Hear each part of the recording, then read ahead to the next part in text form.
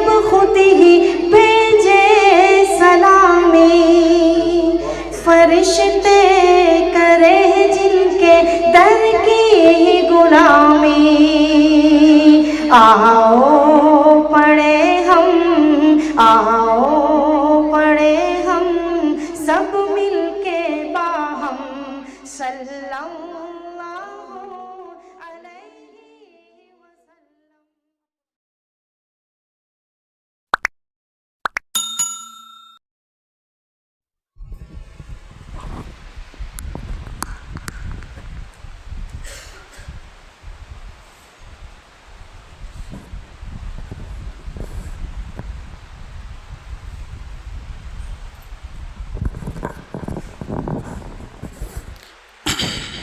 وسلم۔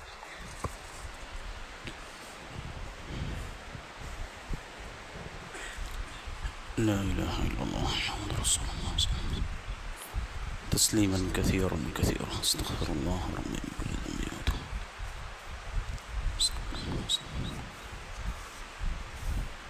استغفر الله استغفر الله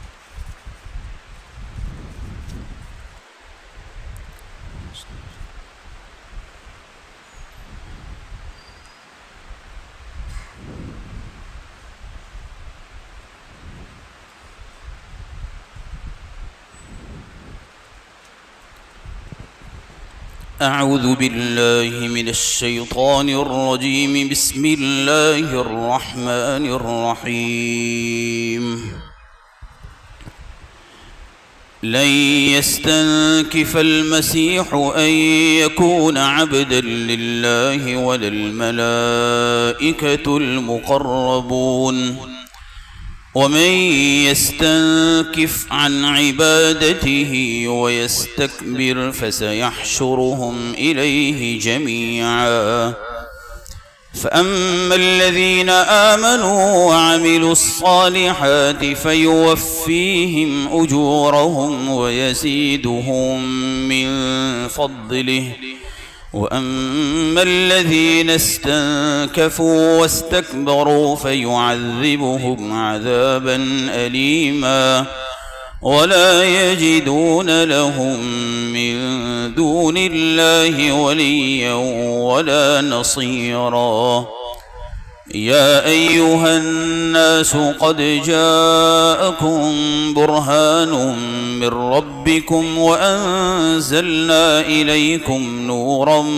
مبينا فأما الذين آمنوا بالله واعتصموا به فسيدخلهم في رحمة منه وفضل ويهديهم إليه صراطا مستقيما يستفتونك قل الله يفتيكم في الكلالة إن امرؤ هلك ليس له ولد وله أخت فلها نصف ما ترك وهو يرثها إن لم يكن لها ولد فإن كانت اثنتين فلهما الثلثان مما ترك وإن كانوا إخوة رجالا ونساء فللذكر مثل حظ الأنثيين يبين الله لكم أن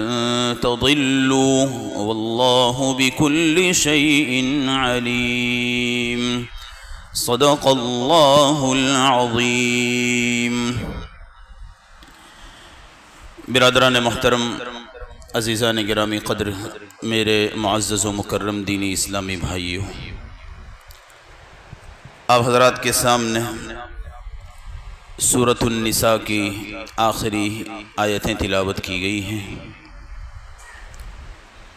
گزشتہ کل کی مجلس میں آپ نے سنا تھا کہ نصارہ حضرت عیسیٰ علیہ السلام کی تعظیم میں غلو کرتے ہیں۔ کسی نے ان کو اللہ کا درجہ قرار دیا ہے، کسی نے ان کو اللہ کا بیٹا کہا ہے، کسی نے ان کو ثالث ثلاثہ کہا ہے۔ چار فرقوں کا تذکرہ آپ کے سامنے کیا تھا، جو نصارہ کے بڑے بڑے جو فرقے ہیں وہ اس طرح کی گمراہی میں پڑے ہوئے ہیں۔ سورت کا نام ہے سورۃ النساء. نساء کے معنی عورتیں، جیسا کہ آپ کو معلوم ہے. اخیر میں حضرت عیسیٰ علیہ السلام کا تذکرہ کر کے اور ان سے متعلق گمراہ عقائد کا رد کر کے اللہ تعالیٰ نے اس سورت کو ختم فرمایا ہے. دراصل وجہ یہ ہے کہ دنیا کے اندر جتنی بھی عورتیں گزری ہیں پورے عالم میں، از آدم تا ایدم، بلکہ قیامت تک جتنی بھی عورتیں آئیں گی، ان تمام عورتوں میں سب سے زیادہ افضل عورت مریم ہے، عیسیٰ کی والدہ، سب سے افضل عورت. قرآن نے خود اعلان کیا ہے وَاصْطَفَاكِ عَلَى نِسَاءِ الْعَالَمِينَ، سارے جہانوں کی عورتوں پر اللہ نے آپ کو منتخب کیا ہے، آپ کو سلیکٹ کیا ہے. حضرت مریم یہ دنیا کی افضل ترین عورت. آپ کو معلوم ہے کہ جب وہ پیدا ہوئی ان کے والد حضرت عمران جو بیت المقدس کے متولی تھے انتقال ہو چکا تھا. اب ان کی کفالت کون کرے؟ سورہ آل عمران کے اندر یہ واقعہ گزشتہ سال بیان کیا جا چکا ہے. کفالت کے لیے جھگڑا ہوا، پھر قرآن اندازی ہوئی. ان کے خالو حضرت زکریا وہ ان کے کفیل بنے اور وہ نہایت عابدہ، زاہدہ، متقیہ عورت تھی. بچے کی تربیت میں اور بحسن و خوبی وہ نشو و نما پائے، صلاح و تقوی کے ساتھ اس کی پرورش ہو، وہ نیک بنے، وہ دیندار بنے، دیانت دار بنے. اس میں ایک ماں کا بہت بڑا رول اور کردار ہوتا ہے، باپ سے زیادہ ماں کا. ماں یہ بچے کا سب سے پہلا مدرسہ ہے. یہاں جیسی اس کو تعلیم ملے گی، بلکہ بچہ جب جنین کہتے ہیں پیٹ میں جو بچہ ہے، جب وہ پیٹ میں ہوتا ہے اس وقت ماں کی جو حرکتیں، جو چلت پھرت، جو اس کی پڑھائی، ان سب چیزوں کا بھی اثر ہوتا ہے بچے کے اوپر فطری طور پر.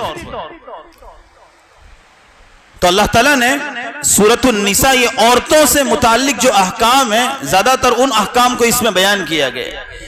اور اس سورت کو ختم اللہ تعالیٰ نے حضرت عیسیٰ علیہ السلام پر کیا اور دنیا کی عورتوں کو یہ بتلایا کہ یہ مریم کے بیٹے عیسیٰ ہیں.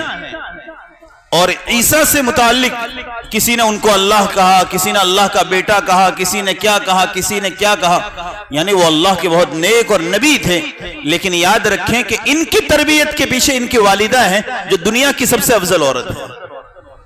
اس لیے عورتوں کو تعلیم دی کہ اپنے آپ کو بھی عبادت میں، صلاح میں، تقوی میں، زہد میں، ورع میں آگے کیجئے، تو پھر آپ کی اولاد بھی اسی طرح تربیت پائے گی.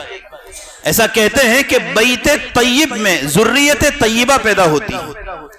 جب گھرانہ پاکیزہ ہوگا تو اولاد بھی پاکیزہ ہوگی، گھرانہ پاکیزہ ہوگا تو اولاد بھی پاکیزہ ہوگی.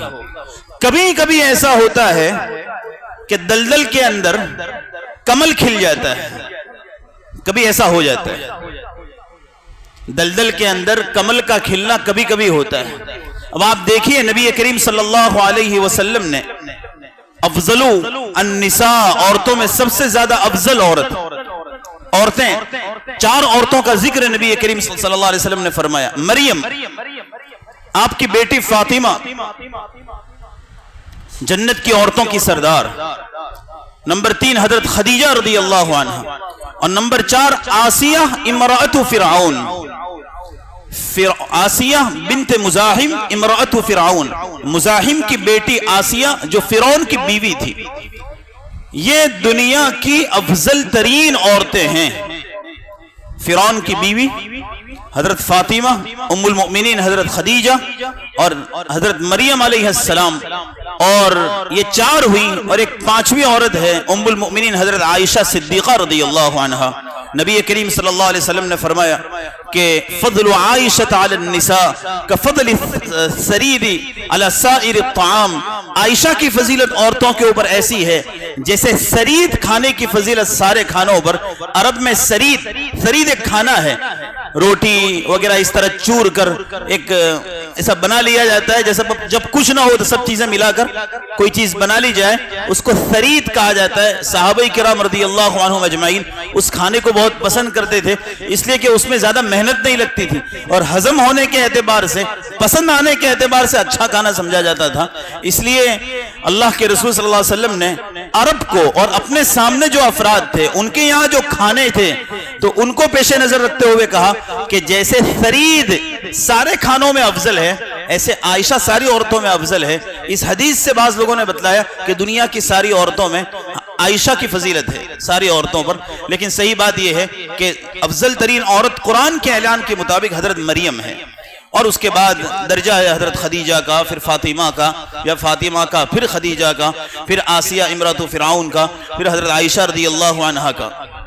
حافظ ابن حجر رحمۃ اللہ علیہ نے انکار کیا ہے کہ اس حدیث کے ذریعے یعنی سرید کی فضیلت سارے کھانوں پر جیسے ہے ویسے ہی عائشہ کی فضیلت عورتوں پر، اس کے ذریعے عائشہ کی فضیلت معلوم نہیں ہوتی کہ دنیا کی سب عورتوں میں فضیلت ہے، وہ تو سمجھانے کے لیے اللہ کے رسول صلی اللہ علیہ وسلم نے یہ بات کہی ہے، ورنہ مطلق فضیلت حضرت عائشہ کی اس کے ذریعے معلوم نہیں ہوتی ہے۔ بہرحال یہ سب افضل ترین عورتیں دنیا کی، جب عورتیں افضل ہوں گی تو پھر ظاہر سی بات ہے کہ ان کی اولاد کی جو تربیت ہوگی وہی بہترین انداز میں ہوگی۔ تو اللہ تعالیٰ نے اس سورت کو ختم کیا ہے حضرت عیسیٰ علیہ السلام کے تذکرے پر، اور ان سے متعلق جو گمراہ اور باطل عقائد ہیں ان کو رد کر کے، اور دنیا کی عورتوں کو بتلایا کہ یہ عیسیٰ یہ اللہ کے نبی، اللہ کے محبوب بندے، اور ان کا کیا مقام کہ جب یہود نے ان کو قتل کرنے کی سازش کی تو اللہ نے ان کو آسمانوں پر اٹھا لیا، کیا مقام ہوگا۔ تو یہ پیدا ہوئے ہیں حضرت مریم کے بطن سے، اور وہ دنیا کی افضل ترین عورت ہے۔ تو اچھی نسل اور اچھی اولاد کے لیے ضروری ہے کہ عورت اپنے آپ کو سنوارے۔ بچوں کو بنانا ہو تو عورت کو اپنے آپ کو بنانا پڑے گا، ماں کو اپنی تربیت کرنی ہوگی، اپنی اصلاح کرنی ہوگی، باپ کو اپنی اصلاح کرنی ہوگی۔ لن يستنكف المسيح ان يكون عبدا لله ولا الملائكة المقربون۔ عیسیٰ کو اللہ کا بیٹا کہتے تھے، عیسیٰ کو اللہ کہتے تھے۔ اللہ تعالیٰ فرماتے ہیں کہ مسیح کو بھی ہرگز شرم محسوس نہیں ہوگی، اور اس بات سے وہ کوئی ذلت اور اپنی انسلٹ محسوس نہیں کریں گے، یعنی حضرت عیسیٰ علیہ السلام کو کوئی ذلت اور کوئی عار، کوئی شرم محسوس نہیں ہوگی اس بات سے کہ وہ اللہ کے بندے بن جائے۔ عیسیٰ علیہ السلام اللہ کے بندے ہیں، ان کے لیے فخر کی بات ہے۔ جب وہ اس کو اپنے لیے فخر اور پراؤڈ کی چیز سمجھتے ہیں تو تم کیوں ان کو اللہ کہتے ہو؟ وہ تو اللہ کے بندے ہیں۔ ہماری یہ فضیلت ہے، ہمارے لیے فخر کی بات ہے کہ ہم اللہ کے بندے ہیں، ہم اللہ کے بندے، ہم شیطان کے بندے نہیں۔ یہ ہمارے لیے فخر کی بات ہے، یہ پراؤڈ کی چیز ہے۔ نبی کریم صلی اللہ علیہ وسلم کو مکہ مکرمہ سے بیت المقدس تک، بیت المقدس سے 7 آسمانوں کی سیر کرائی گئی۔ جب قرآن کریم میں اس کا تذکرہ کیا گیا تو اللہ کے رسول صلی اللہ علیہ وسلم کا اتنا بڑا مقام، لیکن کہا کہ وہ اللہ کے بندے ہیں، وہ جتنے بھی آگے بڑھ جائے لیکن وہ اللہ کے بندے ہی رہیں گے۔ سبحان الذی اسرا 15واں پارہ جہاں شروع ہوتا ہے وہاں اس واقعے کا تذکرہ ہے کہ مکہ مکرمہ سے بیت المقدس تک، بیت المقدس سے 7 آسمانوں تک سیر کرائے گی۔ سبحان الذی اسرا بعبدہ لیلا من المسجد الحرام الی المسجد الاقصی، پاک ہے وہ ذات جو اپنے بندے کو یعنی اللہ کے رسول کو اتنا لمبا سفر کرایا۔ اس کا تذکرہ کہ مکہ سے مسجد اقصی تک، وہاں تک تو لے گئے، اس کا تذکرہ قرآن میں ہے، اور پھر وہاں سے لے کر 7 آسمانوں کی جو سیر کرائی گئی اس کا تذکرہ قرآن حدیث میں موجود ہے۔ تو جب اتنا بڑا سفر اور اتنی بڑی فضیلت جو کسی نبی کو حاصل نہیں ہوئی، جب اس کا بھی تذکرہ اللہ نے کیا تو اللہ کے رسول کے لیے کوئی اور لفظ استعمال نہیں کیا، بلکہ لفظ استعمال کیا کہ وہ ہمارے بندے ہیں، ہمارے بندے کو ہم نے سفر کرایا۔ تو بندہ ہونا، اللہ کا غلام ہونا، یہ انسان کے لیے فخر کی بات ہے، فضیلت کی بات ہے۔ تو اللہ تعالیٰ فرماتے ہیں کہ عیسیٰ کو بھی اس بات سے ذلت محسوس نہیں ہوگی اور ہرگز عار محسوس نہیں ہوگی کہ وہ اللہ کے بندے بن جائیں۔ وَلَلْمَلَائِكَةُ الْمُقَرَّبُونَ، اور اللہ کے مقرب فرشتوں کو بھی اس سے شرم محسوس نہیں ہوتی ہے کہ وہ یوں کہے کہ وہ اللہ کے بندے ہیں، ان کو بھی شرم محسوس نہیں ہوتی۔ بعض لوگ فرشتوں کو اللہ کا درجہ دیتے تھے اور مشرکین کہتے تھے کہ فرشتے اللہ کی بیٹیاں ہیں، عیسیٰ اللہ کا بیٹا، اور مشرکین کہتے تھے کہ ملائکہ اللہ کی بیٹیاں، نعوذ باللہ۔ اللہ تعالیٰ پاک ہے ان سب چیزوں سے۔ تو اللہ تعالیٰ فرماتے ہیں کہ عیسیٰ کو بھی کوئی شرم محسوس نہیں ہوتی، اور مقرب فرشتوں کو، عام فرشتے بڑی تعداد میں ہیں، تو عام فرشتوں کو تو کیا، جو مقرب فرشتے ہیں جو اللہ کے عرش کو اٹھائے ہوئے ہیں، ان کو بھی ہرگز شرم محسوس نہیں ہوگی اس بات سے کہ وہ اللہ کے بندے ہیں۔ اور جس شخص کو بھی اللہ کی عبادت سے شرم محسوس ہو، ذلت محسوس کرے، وَيَسْتَكْبِرُ، اور وہ تکبر کرے، تو اللہ تعالیٰ ان سب کو اپنی بارگاہ میں جمع کریں گے۔ ایک ہے استنکاف، نمبر 2 استکبار۔ استنکاف کہتے ہیں اپنے آپ کو بڑا سمجھ کر سامنے والے کو ذلیل سمجھنا، اور استکبار کہتے ہیں اپنے آپ کو بڑا سمجھنا۔ تکبر کے اندر آدمی اپنے آپ کو بڑا سمجھتا ہے، اور وَمَن يَسْتَنْكِفْ، استنکاف کے اندر بڑا تو سمجھتا ہی ہے لیکن سامنے والے کو بھی حقیر سمجھتا ہے۔ یہ تکبر سے بڑی چیز ہے۔ ایک آدمی اپنا آپ کو بڑا سمجھے لیکن سب کا احترام کرتا ہے، اور دوسری بات یہ کہ بڑا بھی سمجھتا ہے اور کسی کو کچھ سمجھتا ہی نہیں ہے، سب کچھ جو کچھ ہے میں ہی فائنل ہوں اور کوئی نہیں۔ تو یہ تکبر اور استنکاف یہ حق کی راہ میں رکاوٹ بنتی ہے، آدمی پھر حق بات کو قبول نہیں کرتا۔ آدمی جب اپنے آپ کو ہی بڑا سمجھتا ہے تو وہاں اس کی ترقی رک جاتی ہے۔ جو آدمی اپنے آپ کو ہی سمجھے کہ میں ترقی پر ہوں، اب مجھے ترقی کی ضرورت نہیں، تو پھر وہ آگے بڑھ نہیں سکتا ہے۔ جس میں تکبر آ گیا اس کے علم میں اضافہ نہیں ہو سکتا ہے، وہ آگے نہیں بڑھ سکتا۔ علم کی راہ میں جھکنا، حق کی راہ میں جھکنا، یہ تو حق کے سلسلے میں، علم کے سلسلے میں بڑھوتری اور ترقی کا ذریعہ ہے۔ من تواضع للہ، جو اللہ کے لیے جھکا، اللہ کے لیے جس نے عاجزی اختیار کی، اللہ اس کو بلند مقام عطا فرمائے گا۔ تو جھکنا یہ اللہ کو بہت پسند ہے۔ ہمیشہ یہ بات میں کہتا ہوں کہ اللہ کی بارگاہ میں سب کچھ ہے لیکن جھکنا نہیں۔ مارکیٹ کے اندر سب کچھ مل رہا ہو، ایک چیز ایسی ہے جو ایک ہی دکان پر ملتی ہے، تو سب کہاں جائیں گے؟ اسی دکان پر جائیں گے۔ اللہ کی مارکیٹ میں سب ہے لیکن جھکنا نہیں، اسی جھکنے کو لے کر آپ چلے جائیے تو اللہ کو آپ پسند آ جائیں گے۔ اللہ کو یہ جھکنا بہت پسند ہے، تذلل بہت پسند ہے، جھکنا بہت پسند ہے اللہ کو۔ اسی لیے اللہ کے رسول صلی اللہ علیہ وسلم نے فرمایا کہ اللہ تعالی دعا میں اصرار کرنے والوں کو پسند کرتے ہیں۔ الملحین فی الدعاء، آدمی دعا کر اللہ معاف کر دے، یا اللہ معاف کر دے، یا اللہ معاف کر دے، یا اللہ معاف کر، اصرار کر رہا ہے، ضد کر رہا ہے، ضد اللہ کے بارگاہ۔ اللہ کو یہ پسند ہے اس لیے کہ اس میں جھکاؤ ہے۔ جھکنا اللہ کو پسند ہے، جتنا جھکے گا، جتنا تذلل اختیار کرے گا، یہ اللہ کو بہت زیادہ پسند ہے۔ تو جو اللہ کی عبادت سے ذلت اپنی محسوس کرے گا یا شرم محسوس کرے گا اور تکبر کرے گا، تو اللہ ان سب کو اپنی بارگاہ میں جمع کریں گے اور وہاں فیصلہ ہوگا۔ فَأَمَّا الَّذِينَ آمَنُوا، جو لوگ ایمان لائے، اچھے اعمال کیے، اللہ تعالیٰ ان کو ان کا پورا اجر عطا فرمائیں گے اور ان کو اپنے فضل سے زیادہ دیں گے۔ وَاللَّهُ يُضَاعِفُ لِمَن يَشَاءُ، اللہ جس کو چاہیں گے زیادہ دیں گے۔ بعض حضرات نے کہا کہ اپنے فضل سے زیادہ دیں گے یعنی اپنا دیدار کرائیں گے۔ اس سے پہلے بتا چکا ہوں کہ سب ساری نعمتیں اللہ تعالیٰ دے چکیں گے، تو پوچھیں گے اور کچھ چاہیے؟ بندے کہیں گے تو نے ہمارا چہرہ روشن کر دیا، جنت میں داخل کر دیا، جہنم سے بچا لیا، اور کیا چاہیے؟ تو اللہ تعالیٰ پھر پردہ ہٹائیں گے اور اپنا دیدار کرائیں گے، تو جنت والوں کو اس سے بڑی کوئی نعمت ہی محسوس نہیں ہوگی، یہ سب سے بڑی نعمت ہے۔ تو اللہ اپنے فضل سے زیادہ دیں گے، یعنی یا ان کا اجر و ثواب بڑھائیں گے یا اپنا دیدار کرائیں گے۔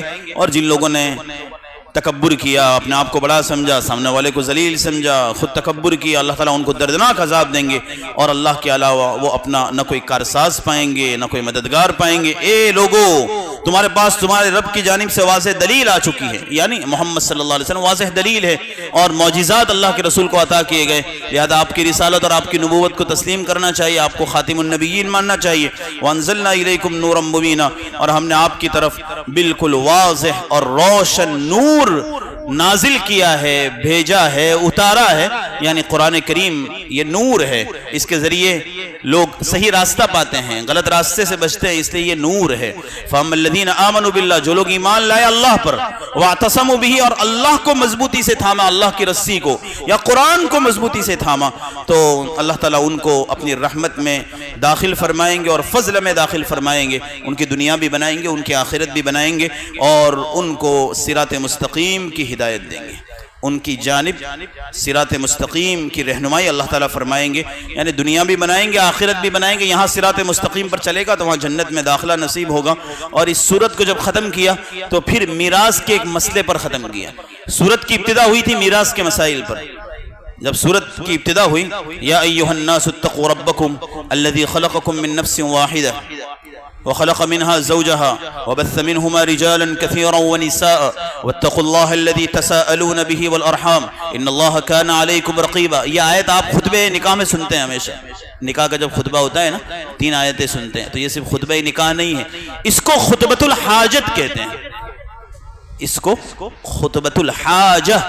اللہ کے رسول ہمیشہ خطبے میں یہ 3 آیتیں پڑھتے تھے، نکاح کا نہیں، جمعہ کے خطبے میں بھی، اس لیے آپ نے سنا ہوگا کہ جمعہ کے خطبے میں بھی ہم یہ آیتیں پڑھتے ہیں، ہمارے خطبے میں آپ نے یہ آیتیں سنی ہوں گی، یا ایھا الناس اتقوا ربکم الذی خلقکم من نفس واحدہ، جو خطبہ نکاح میں عموماً سنتے ہیں، تو یہ آیتیں صرف خطبہ نکاح کے لیے نہیں ہیں، یہ خطبۃ الحاجہ ہے، حاجت کا خطبہ، جب انسان کو اللہ سے کوئی ضرورت ہو اور اس موقع پر جب کوئی خطبہ کریں تو اس موقع کے اوپر خطبے میں نبی کریم صلی اللہ علیہ وسلم خطبے میں یہ 3 آیتیں پڑھتے تھے، سورۃ النساء کی ایک آیت ان 3 آیتوں میں شامل ہے، تو ابتدا ہوئی تھی وہاں سے، اور وہاں پر فوراً یوصیکم اللہ فی اولادکم، اور اس سے پہلے وہ میراث کے مسائل شروع ہو گئے تھے۔ اب ختم کر رہے ہیں تب بھی میراث کے ایک مسئلے پر ختم کر رہے ہیں، درمیان میں اللہ تعالیٰ نے بہت ساری باتیں بتلائیں، اس سے اس کی اہمیت معلوم ہوتی ہے کہ میراث کتنا اہم مسئلہ ہے، کتنی اہمیت ہے کہ اللہ تعالیٰ نے سورۃ النساء کا آغاز بھی میراث کے مسائل سے کیا، اور جب ختم کیا تب بھی ایک میراث کے ایک مسئلے پر ختم کیا۔ لوگ آپ سے فتویٰ پوچھتے ہیں، آپ کہہ دیجئے ان کو فتویٰ دے دیجئے کہ اللہ تعالیٰ تمہیں کلالہ کے باب میں فتویٰ دیتے ہیں۔ کلالہ اس سے پہلے آ چکا ہے، ایسے شخص کو کہتے ہیں کہ جس کا کوئی وارث نہ ہو، نہ ماں باپ ہو نہ اولاد ہو، ہے تو کوئی بھائی ہے یا بہن ہے یا بھائی بہن دونوں ہیں، یا تو باپ شریک بھائی بہن ہے یا ماں شریک بھائی بہن ہے یا حقیقی بھائی بہن ہے۔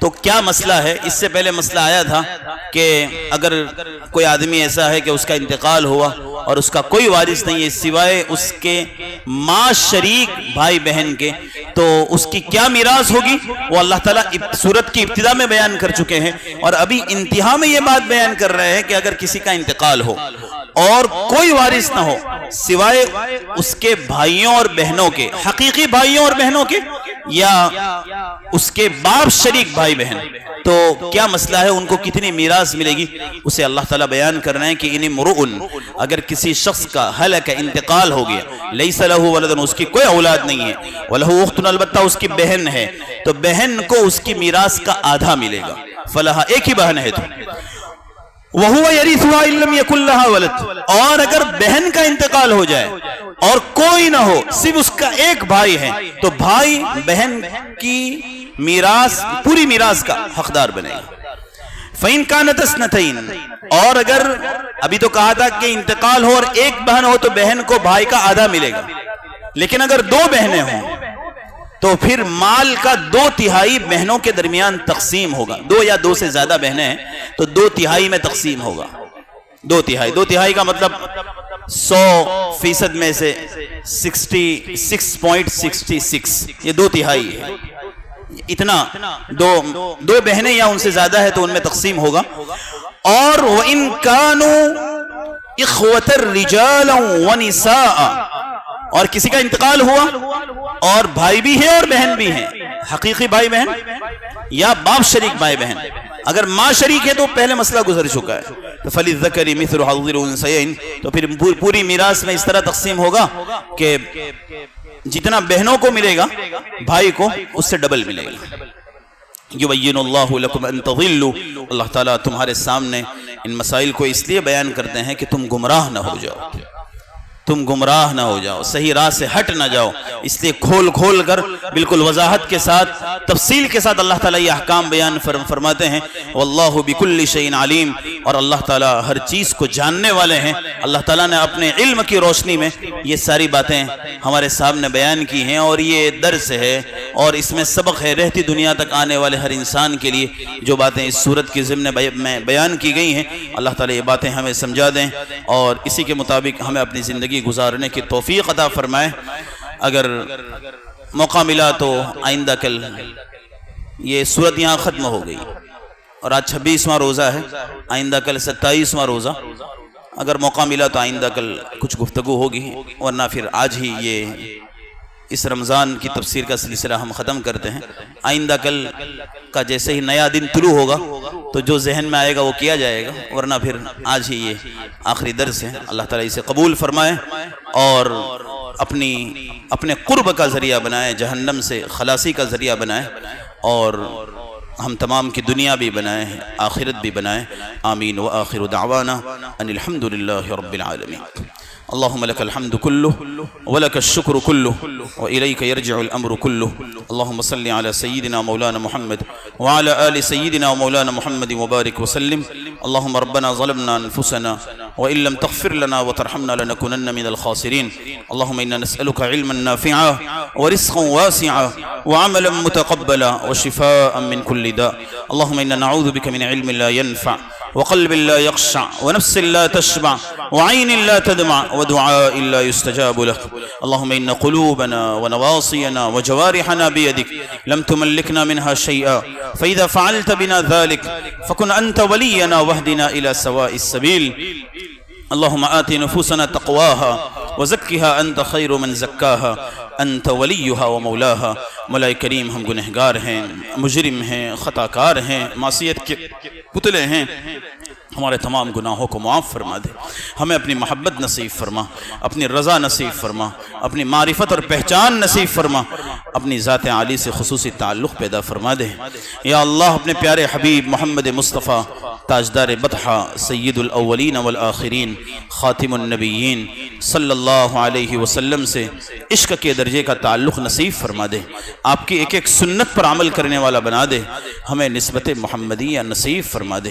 یا اللہ، ہمارے 6 فٹ کے بدن کو سنتوں سے آراستہ و پیراستہ فرما. یا اللہ، ہماری دنیا بھی بنا، ہماری آخرت بھی بنا. دنیا کے جتنے مسائل لگے ہوئے ہیں تمام مسائل میں خیر، عافیت اور سہولت مقدر فرما دے. یا اللہ، جو کچھ ہمارے لیے خیر ہو اسے مقدر فرما دے. یا اللہ، جو شر ہو، جو مکروہ ہو، اس سے ہماری حفاظت فرما. مولا کریم، ہمارے عقائد درست فرما دے. عقائد صحیحہ سے ہم تمام کو محلہ اور مزین فرما. باطل اور گمراہ کن عقائد سے ہم تمام کی حفاظت فرما.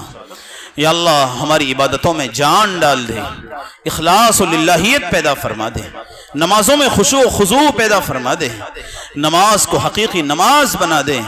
نماز پر جو فضائل تو نے اور تیرے پیارے رسول نے بیان کیے ہیں، ان تمام فضائل کا ہم تمام کو اہل بنا دے. یا اللہ، ہمیں علوم نافعہ سے مالا مال فرما، اعمال صالحہ کی توفیق عطا فرما، اکرام مسلم کی دولت سے مالا مال فرما، استنکاف سے بچا، استکبار سے بچا، تکبر سے بچا، کسی کو ذلیل سمجھنے سے بچا، حق آ جانے کے بعد حق کا انکار کرنے سے بچا. صراط مستقیم پر چلا دے، صراط مستقیم پر چلا دے. کفر سے، نفاق سے، شرک سے، ریاکاری سے حفاظت فرما، اخلاص نیت نصیب فرما دے. یا اللہ، ہم تمام کو دعوت اللہ کی توفیق عطا فرما، خود بھی صحیح راہ پر چلنے اور دوسروں کو بھی صحیح راہ پر چلانے کی توفیق ارزانی فرما. مولا کریم، اپنے فضل و کرم سے دین کی نشر و اشاعت کے لیے ہمیں دیر کے لیے دور کے لیے عالمی سطح پر خادم کے طور پر اخلاص و للہیت کے ساتھ قبول فرما لے۔ دین کے نشر و اشاعت کے لیے جہاں محنتیں ہو رہی ہیں اور جو لوگ محنتیں کر رہے ہیں، تمام کی محنتوں کو بارآور فرما، ثمر آور فرما، منتج فرما، ہدایت کے فیصلے فرما، لوگوں کو صحیح راہ پر آ جانے کے فیصلے فرما، ایمان کی بادیں بہاری چلا دے، ہدایت کی فضا عام کر دے، گھر گھر میں تیرا مبارک دین پہنچا دے، گھر گھر میں تیرے پیارے حبیب صلی اللہ علیہ وسلم کی پاکیزہ سنتیں پہنچا دے۔ مولا کریم اپنے فضل و کرم سے ہم تمام کو اخلاق حسنہ سے متصف فرما دے، اخلاق سیئہ سے، برے اخلاق سے، بری عادتوں سے، بری صحبتوں سے، برے ماحول کے برے اثرات سے ہمارے بچوں کی اور قیامت تک آنے والی ہماری نسلوں کی حفاظت فرما۔ مولا کریم ہمیں سچائی عطا فرما، جھوٹ سے حفاظت فرما، فریب سے، دھوکے سے، گمراہ ہونے سے، گمراہ کیے جانے سے، پھسلنے سے، پھسلائے جانے سے ہم کسی کے ساتھ نادانی کا معاملہ کریں یا کوئی ہمارے ساتھ نادانی کا معاملہ کرے، ہم کسی پر ظلم کرے یا ہم پر ظلم کیا جائے، ہم کسی سے حسد کرے یا ہمارے ساتھ حسد کا معاملہ کیا جائے، ان تمام چیزوں سے ہماری حفاظت فرما، تمام شرور سے حفاظت فرما، شرارت پسندوں کی شرارت سے، شر پسندوں کے شر سے، مبغضین کے بغض سے، اعداء کی عداوت سے، حاسدین کے حسد سے ہم تمام کی حفاظت فرما۔ مولا کریم نظر بد سے حفاظت فرما، نظر بد سے حفاظت فرما۔ یا اللہ شیطان جو انسانوں کا کھلا دشمن ہے اس سے، اس کے وساوس سے، اور جو شیاطین انسانوں کی شکل میں ہیں ان کے جھانسے میں اور ان کی جال میں پھنسنے سے بھی ہماری حفاظت فرما۔ یا اللہ ہمارے ایمان کی حفاظت فرما، ہماری عزت اور آبرو کی حفاظت فرما۔ ارتداد سے، ارتداد کا دور ہے، یہ فتنوں کا دور ہے، ان سے ہمارے بچوں کی اور قیامت تک آنے والی ہماری نسلوں کی حفاظت فرما۔ ہمارے بچوں کو علوم نافعہ، اعمال صالحہ اور عقائد صحیحہ سے مالا مال فرما دے۔ یا اللہ ہم کو کسی کا محتاج نہ بنا، ہم کو کسی کا محتاج نہ بنا، کسی کا دست نگر بنا، تیری صفت مستغنی ہونا، بے نیاز ہونا، تجھے کسی کی ضرورت نہیں ہے۔ یا اللہ ہم کو بھی ایسا بنا دے کہ ہمیں تیرے علاوہ کسی کی ضرورت نہ پڑے۔ یا اللہ اپنا فضل و کرم شامل حال فرما دے، امت کے حال پر رحم فرما دے، امت کی ذلت کو عزت سے بدل دے، گمراہی کو ہدایت سے بدل دے، امت کی تنزلی اور انحطاط کو رفعت اور بلندی سے بدل دے، امت کو راہ راست پر گامزن کر دے، امت کو بگڑی بنا دے، امت کی بگڑی بنا دے، جہاں کہیں مسلمان پریشان حال ہے ان کی پریشانیوں کو دور فرما دے۔ یا اللہ بہت سی جگہوں پر مسلمانوں کو ظلم و ستم کی چکی میں پیسا جا رہا ہے، مارا جا رہا ہے، گولیوں کا نشانہ بنایا جا رہا ہے، تلوار کی نوکوں پر اچھالا جا رہا ہے۔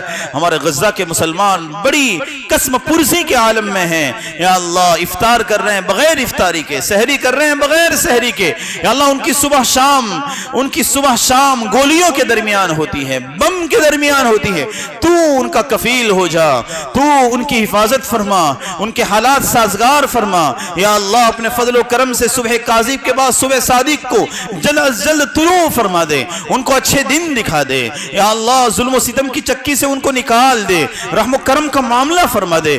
غزوہ بدر میں فرشتوں کی کمی کے باوجود، ان کی تعداد کی قلت کے باوجود تو نے فرشتوں کے ذریعے اپنے رسول کے صحابہ کی مدد کی تھی۔ یا اللہ یہاں پر بھی تو اپنے فرشتوں کا لشکر بھیج دے، فرشتوں کا لشکر بھیج دے اور ان کی مدد فرما دے۔ یا اللہ بہت سارے لوگ شہید ہو گئے ہیں، لوگوں کے گھر بار اجڑ گئے ہیں، پورے گھرانے اجڑ گئے ہیں۔ یا اللہ ان کی ظاہری چیزیں سب اجڑ چکی ہیں، سب کچھ ختم ہو چکا ہے، ہم جانتے ہیں ان کے اندر ایمانی پاور موجود ہیں۔ یا اللہ اپنے فضل و کرم سے جس کا جو کچھ لٹ گیا سب کو نعم البدل عطا فرما دے، پوری امت کی طرف سے انہیں جزائے خیر عطا فرما دے۔ یا اللہ مسجد اقصی کو یہود بے بہبود اور نصارہ ارباب خسارہ کے چنگل سے ہمیشہ کے لیے آزاد فرما دے۔ یا اللہ پورے عالم میں امن و امان کی فضا قائم فرما۔ ہندوستان کے اندر جہاں کہیں مسلمانوں کو پریشان کیا جا رہا ہے، مارا جا رہا ہے، پیٹا جا رہا ہے، موب لنچنگ کی جا رہی ہے، اور جہاں مسلمانوں کو ظاہری طور پر اندرونی طور پر پریشان کیا جا رہا ہے، ٹارگٹ کیا جا رہا ہے، ان کے خلاف جو سازشیں کی جا رہی ہیں، پروپیگنڈے کیے جا رہے ہیں، ان کی تمام سازشوں کو ناکام فرما دے۔ اور ایسے شر پسندوں کے حق میں اگر تو نے ہدایت نہ لکھی ہو تو اپنے پاکیزہ زمین کو ان سے پاک و صاف فرما دے، ان کو کیفر کردار تک پہنچا دے یا اللہ، ان ظالموں کو کیفر کردار تک پہنچا دے، عبرتناک سزا دے دے تاکہ آئندہ کوئی ظلم نہ کرے انسانیت کے اوپر، انسانوں کے اوپر۔ یا اللہ اپنے فضل و کرم سے توحید کا پرچم چہار دنگ عالم میں لہرا دے، تیرے کلمے کو بلند فرما دے، تیرے کلمے کو بلند فرما دے، تیرے دین کو سربلندی عطا فرما دے، تیرے دین کے نشر و اشاعت کے لیے ہمیں قبول فرما لے۔ مولا کریم ہماری یہ جو مجالس ہیں انہیں اپنی بارگاہ میں قبول فرما لے، اپنی بارگاہ میں قبول فرما لے، ریاکاری سے حفاظت فرما، اخلاص و للہیت نصیب فرما دے۔ یا اللہ کوئی بات اگر غلط کہہ دی ہو تو معاف فرما دے، جو باتیں کہی گئی ہیں قرآن اور سنت کے مطابق ان باتوں پر ہم تمام کو عمل پیرا ہونے کی توفیق عطا فرما، اس میں استقامت نصیب فرما۔ یا اللہ ہم ذرہ برابر قرآن سے منقطع ہو جائے اس سے تو ہماری حفاظت فرما، ہم میں سے کسی کو بھی محروم نہ فرما۔ مجلس میں بہت سارے لوگ موجود ہیں، تمام کے ذہن و دماغ میں کچھ نہ کچھ سوالات ہیں، ان کی کچھ نہ کچھ تمنائیں ہیں یا اللہ اور ارمان ہیں، تمام کی جائز تمنائیں پوری فرما، تمام کو مقاصد حسنہ میں کامیاب اور بامراد فرما۔ ہمارے بہت سارے نوجوان دوست اور احباب ہیں جو ہم سے تعلق رکھتے ہیں، محبت کرتے ہیں، یا اللہ کوئی کالج میں ہے، کوئی کسی اسکول میں ہے، کوئی امتحان دے رہا ہے، کوئی باہر جانے کی تیاری کر رہا ہے، یا اللہ سب کے اپنے اپنے دنیاوی اعتبار سے اپنے اپنے پلاننگ ہے، عزائم ارادے ہیں، یا اللہ تمام کو اپنے نیک عزائم میں کامیاب اور بامراد فرما دے، یا اللہ کامیاب اور بامراد فرما دے، کسی کو بھی ناکام نہ فرما، کسی کو محروم نہ فرما، تمام کو دنیاوی اور اخروی سربلندی نصیب فرما دے، دنیاوی اور اخروی سربلندی نصیب فرما دے، ہم تمام کو رزق حلال نصیب فرما، رزق طیب نصیب فرما، حرام سے، حرام لقموں سے، حرام راہ سے ہماری حفاظت فرما، باطل عقائد سے حفاظت فرما۔ مولا کریم ایمان کا نور ہمارے دلوں میں جاگزی فرما دے، ایمان کا نور ہمارے دلوں میں جاگزی فرما دے، ہمیں اعمال قرآنیہ سے مالا مال فرما دے، علوم قرآن سے مالا مال فرما دے، علوم حدیث و سنت سے مالا مال فرما دے، گمراہی سے ہماری حفاظت فرما، ایمان کی حلاوت اور قرآن کی تلاوت اور قرآن کی حلاوت و تراوت ہم تمام کو نصیب فرما دے۔ اللہم نور قلوبنا بالقرآن وزین اخلاقنا بالقرآن ونجنا من النار بالقرآن وادخلنا في الجنة بالقرآن۔ اللہم اجعل القرآن لنا في الدنيا قرینا وفي القبر مونسا وعلى الصراط نورا وفي الجنة رفيقا ومن النار سترا وحجابا وإلى الخيرات كلها دليلا۔ اللهم إنا نسألك من خير ما سألك منه نبيك وحبيبك محمد صلى الله عليه وسلم، ونعوذ بك من شر ما استعاذك منه نبيك وحبيبك محمد صلى الله عليه وسلم۔ أنت المستعان وعليك البلاغ ولا حول ولا قوة إلا بالله۔ یا اللہ ہم نے جو کچھ مانگا وہ عطا فرما، جو مانگنے سے رہ گیا وہ عطا فرما، ہم نے اپنی حیثیت سے مانگا ہے تو اپنی شائن شان عطا فرما۔ بہت سارے لوگ ہم سے حسن ظن اور اچھا گمان رکھتے ہوئے ہمیں دعاؤں کے لیے کہتے ہیں، تمام کی جائز تمنائیں پوری فرما دیں۔ کوئی اولاد کے اعتبار سے پریشان ہے، کوئی کاروبار کے اعتبار سے پریشان ہے، کوئی رزق روزی اور روٹی کے اعتبار سے پریشان ہے، تمام کی ضرورتیں تو ہم سے زیادہ جانتا ہے، تمام کے مسائل کو حل فرما دے۔ سارے مسائل کا حل تیرے ہاتھ میں ہے اور ہمارے لیے تیرے علاوہ کوئی در نہیں ہے، کوئی گر نہیں ہے، تو ہی ہمارا ماوا ہے، تو ہی ہمارا ملجا ہے، تو ہی ہمارا ٹھکانہ ہے، تو ہی بگڑی بنانے والا ہے، تو ہی ہر مشکل کو آسان کرنے والا ہے۔ اپنے فضل و کرم سے آسانیاں مقدر فرما دے، سب کے مسائل حل فرما دے۔ اپنے پیارے حبیب محمد مصطفیٰ تاجدار بطحہ سید الاولین والآخرین خاتم النبیین محمد عربی رسول اللہ حبیب اللہ صلی اللہ علیہ وسلم کے صدقے طفیل میں ہماری ان دعاؤں کو اپنی بارگاہ میں مقبول و منظور فرما۔ یا رب صلی وسلم دائما ابدا علی حبیبک خیر الخلق کلہم، سبحان ربک رب العزة عما يصفون وسلام على المرسلين والحمد لله رب العالمين۔